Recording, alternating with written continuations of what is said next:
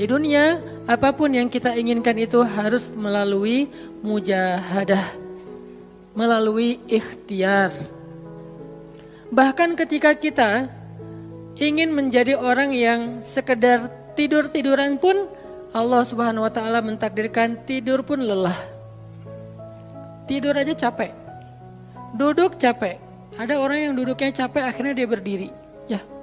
Ada orang yang capek berdiri akhirnya pengen duduk. Kapan duduknya capek pengen berdiri? Salah satu yang sering saya alamin itu kalau lagi naik pesawat. Apalagi pesawat penerbangan 9 jam, 10 jam itu pasti capek banget duduknya tuh. Sehingga kita menginginkan seandainya ada uang kita pengen duduk di kelas bisnis.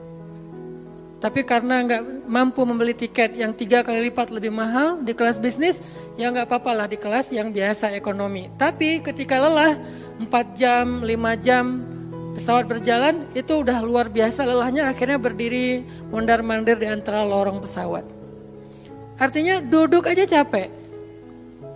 Nggak ngapa-ngapain, suruh duduk doang. Nggak seperti orang dulu yang berangkat haji atau umroh naik kapal, lewat darat, pas sampai di laut naik kapal dengan ontanya, dengan kudanya. Orang dulu mencari ilmu itu dengan mujahadah yang luar biasa. Dengan naik onta berminggu-minggu, ini naik pesawat cuma 9 jam, capek. Yang nggak ada guncangan, biasanya guncangannya cuma pas di awal sama pas mau landing doang. Di atas udah jarang ada guncangan karena dengan ketinggian tertentu dan pesawatnya besar.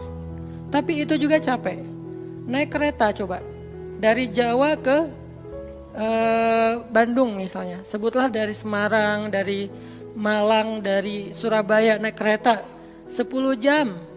Itu aja capek. Nggak usah jauh-jauh, Bandung Jakarta aja 3,5 jam. Itu pun capek. Atau kita naik mobil, nggak perlu nyetir. Pakai online, duduk aja di belakang atau di sebelahnya si driver. Perjalanan setengah jam dari tempat kerja kita ke rumah atau dari rumah ke tempat kerja, ke kampus, ke sekolah gitu. Itu aja capek. Artinya dunia itu emang kayak gitu tabiatnya teman-teman. Tabiat dari dunia itu adalah lelah. Sehingga kalau ada orang yang menghindari capek dengan tidak ngapa-ngapain, itu hal yang agak klise dan naif. Bagaimana dia bisa menghindari lelah? Bagaimana dia bisa menghindari ta'ab? Bagaimana dia bisa menghindari bosan? Bagaimana dia bisa menghindari dalam keadaan susah payah? Sedangkan dia masih berada di sebuah tempat, bumi, dunia yang tabiatnya memang tempat bersusah payah dan lelah. Satu-satunya cara menghindari lelah yang tidak perlu lagi bersusah payah itu hanyalah masuk surga. Tetapi kan itu tidak terjadi sekarang, kita harus meninggal dulu dan kita belum mau. Ada yang mau meninggal masuk surga sekarang? Kalau dijamin sih insya Allah ya, masalahnya gak ada jaminan. Kalau para sahabat enak, mereka dapat jaminan. Surga Bilal, sebelum Bilal meninggal, Rasulullah udah bilang, bima sabaktani ilal jannah ya Bilal. Dengan apa kamu mendahului aku ke surga wahai Bilal? Dengan wudu dan sholat syukur wudu. Begitu juga nanti ada sahabat lain yang dijamin masuk surga bighairi hisab wala azab. Salah satunya adalah Ukasyah. Kalau kita tidak ada jaminan apapun di akhirat, kecuali berikhtiar dan bermujahadah untuk bisa mendapatkan kebaikan sebanyak mungkin di sisi Allah. Sehingga alangkah naifnya seseorang yang menghindar dari ta'ab, walham, walgham. Dia berusaha menghindar dari lelah, menghindar dari susah payahnya kehidupan, menghindar dari beban-beban hidup. Itu gak bisa dilakukan karena kita masih berada di dunia. Yang perlu kita sekarang coba pilih adalah kita mau lelah untuk hal yang sia-sia? Apakah kita mau lelah untuk hanya bersenda gurau? Apakah kita mau lelah hanya untuk hal yang tidak ngapa-ngapain? Atau justru lelah kita itu untuk sesuatu yang mudah-mudahan beribadah kepada Allah? Makanya disebut dengan lelahnya menjadi lillah. Karena dua-duanya lelah. Ada orang yang pergi ke masjid lelah. Capek pergi ke masjid. Tapi ada juga orang yang berbuat dosa, itu juga lelah. Memangnya kalau kita beribadah lelah terus berbuat dosa gak lelah? Banyak orang yang berbuat dosa lelah dan kita pernah merasakan kehidupan seperti itu. Sehari, 2 hari, sebulan, setahun, 2 tahun. Sampai kita benar-benar merasakan lelah banget dengan dosa. Di malam hari berbuat dosa, lelah, akhirnya tidur sepanjang siang. Di siang hari berbuat dosa, lelah, akhirnya tidur sepanjang malam. Lelah sama lelahnya. Antara orang yang beribadah dengan orang yang bermaksiat itu sama lelahnya. Bedanya apa? Yang satu, lelahnya akan diganjar, dibalas oleh Allah dengan kebaikan dunia dan akhirat. Yang satu lagi, lelahnya hanya akan disudahi dengan penyesalan. Sama-sama lelah. Bedanya, lelah yang pertama mungkin baru dirasakan hasilnya setelah itu. Lelah yang kedua seolah-olah bisa langsung dirasakan kesenangannya, tetapi kesudahannya adalah penyesalan. Makanya pada malam ini kita ingin merenungkan beberapa nasihat baik dari Al-Quran maupun hadis tentang bagaimana kita menjadi orang yang setiap hari tetap lelah, tetap banyak beban, tetapi beban itu mudah-mudahan menjadikan kita mendapatkan banyak kebaikan di sisi Allah. Makanya Nabi SAW bersabda dalam hadis riwayat Bukhari dan Muslim, "An-nasu ka'ibil mi'ah, la takadu tajidu fiha rahilatan." Manusia itu seperti 100 ekor onta. Manusia ka'ibil mi'ah, seperti 100 ekor onta. Yang harganya murah 50 juta, yang hidupnya untuk disembelih pada akhirnya nahar, disembelih. Onta itu kan kalau disembelih sambil dia berdiri ya. Kalau ayam, bebek disembelih sambil dipegangin atau diangkat. Kalau kambing dan sapi dibaringkan. Kalau onta disembelih itu sambil diberdirikan. Dia berdiri langsung disembelih. Itu onta. Artinya manusia ka'ibil mi'ah. Nabi itu menggambarkan onta karena onta ini punya banyak macam. Mungkin di Arab gak ada ayam yang bermacam-macam. Akhirnya pakai bahasanya onta. Kalau di kita mungkin ada ayam potong, ada ayam kampung, dan segala macam. Ada ayam jago. Kalau bebek ada mentok, ada bebek yang biasa. Macam-macam kan. Di Arab mungkin gak terlalu banyak variannya dan gak terlalu akrab dengan kehidupan sehari-hari mereka. Yang akrab itu kambing, kuda, keledai, onta. Akhirnya Nabi mengatakan, "An-nasu ka'ibil mi'ah." Nabi seolah-olah mengambil sebuah perumpamaan. Dan perumpamaan ini bisa kita ganti dengan culture yang berbeda di setiap negara. Tetapi perumpamaan yang paling baik itu adalah onta. An-nasu ka'ibil mi'ah. Manusia itu seperti 100 ekor onta ibil. Onta potong. Yang hidupnya hanya untuk disembelih oleh tuannya, kemudian dagingnya dimakan atau dijual. Kenapa bisa begitu murahnya? Cuma 50 juta, 40 juta dan berakhir dengan disembelih? Karena onta ini hidupnya tidak istimewa. Dia hidup hanya untuk makan, minum, tidur, dan berkembang biak. Cuman itu misi dari kehidupan dia. Makan, minum, tidur, berkembang biak. Udah itu doang. Setiap hari kerjanya makan aja. Lihat hewan ternak ngapain? Merumput aja setiap hari.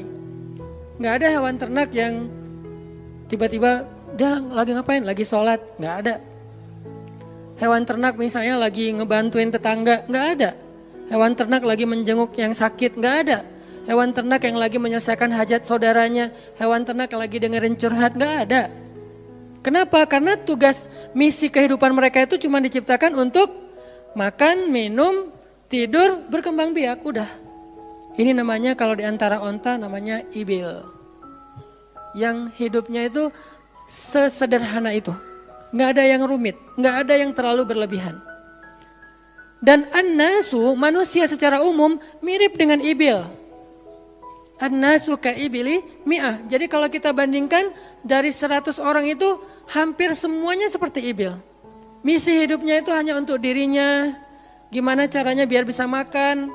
Gimana caranya biar bisa istirahat dengan nyenyak, tidur. Gimana caranya biar punya keluarga, berkembang biak, punya keturunan. Dan kemudian dengan keluarganya dia punya family time. Kapan liburan, makan di rumah, jalan segala macam. Cuman itu misi dari kehidupannya. Sehingga Nabi menyebut mereka yang misi kehidupannya hanya dirinya dan keluarganya. Ka'ibili mi'ah, seperti 100 ekor onta. Kurang istimewa. Orang yang hidupnya hanya untuk dirinya dan keluarganya itu kurang istimewa. Sehingga disebut dengan ibili mi'ah. 100 ekor onta. Tapi nggak hina, tidak rendah, tidak mungkin melenceng, sesat segala macam, enggak. Dia tetap tidak haram, tidak najis. Nabi tidak mengumpamakan manusia seperti seekor anjing, seperti seekor babi, enggak. Karena itu najis, haram dan seterusnya. Onta, makhluk yang hewan yang baik, cuman tidak istimewa. Di sini tidak ada judgement. Nabi itu orangnya nggak suka menjudge. Nabi nggak mengatakan manusia ini semuanya misalnya dengan kalimat celaan, keledai, enggak. Manusia ini misalnya hewan yang najis, enggak. Nabi mengatakan an-nasu ka'ibili mi'ah, manusia itu seperti 100 ekor onta. La takadu tajidu fiha rahilatan.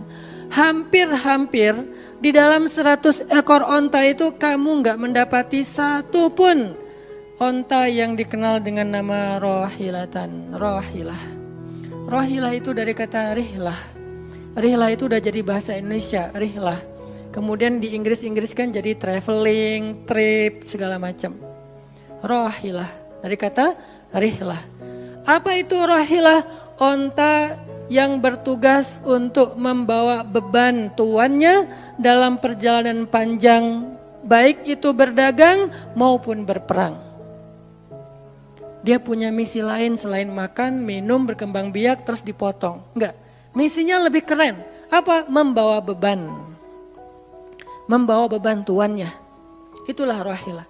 Sehingga punggungnya adalah punggung yang berkah karena di atas punggung itu ditaruhkan beban terus menerus oleh tuannya. Berangkat bebannya apa, pulangnya beban apa. Karena orang dulu kalau berangkat berniaga, berdagang ke luar negeri itu tuh bukan berangkat bawa beban, pulang nggak bawa apa-apa karena udah diuangkan, enggak. Mereka barter konsep perdagangannya. Kalau berangkatnya bawa kain, pulangnya nanti bawa karpet. Berangkatnya bawa gandum, pulangnya nanti bawa sutra misalnya.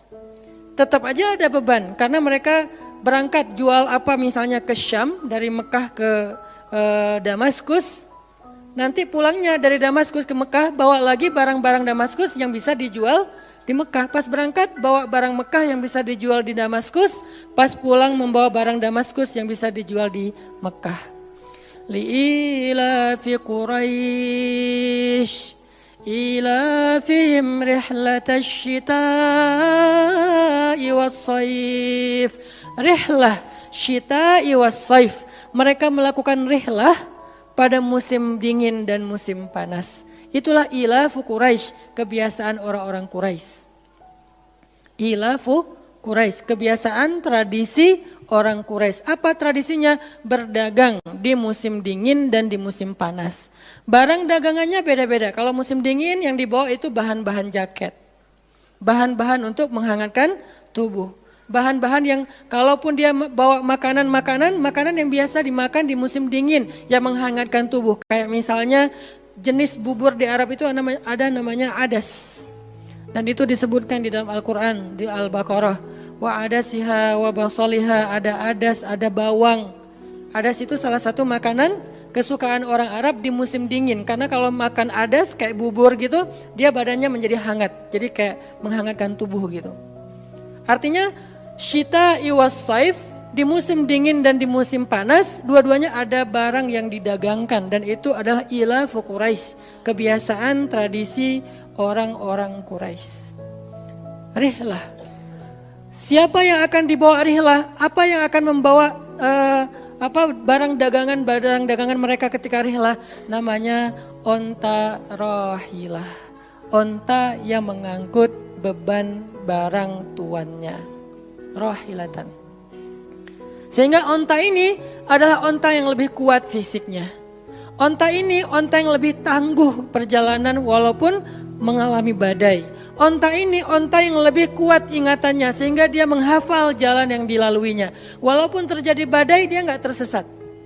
Jarang onta rahilah tersesat. Biasanya yang tersesat itu ibil.